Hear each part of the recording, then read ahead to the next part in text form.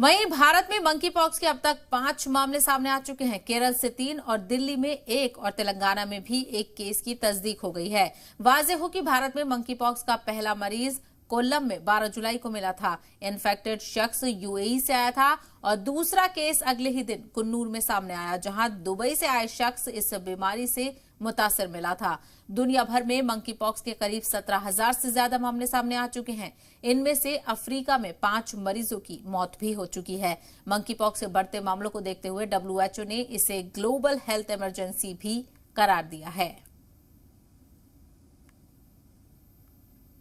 Yesterday we received one suspect case of monkeypox around middle-aged man from Kamareddy area hospital, and he has a travel history from Kuwait.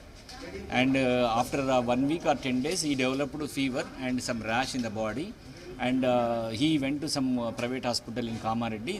They suspected monkeypox, and because of travel history they informed health officials and state IDSP surveillance team. And our state IDSP team went there, and DM and HO interacted with people. Immediately they private hospital, from there they shifted to area hospital Kamareddy.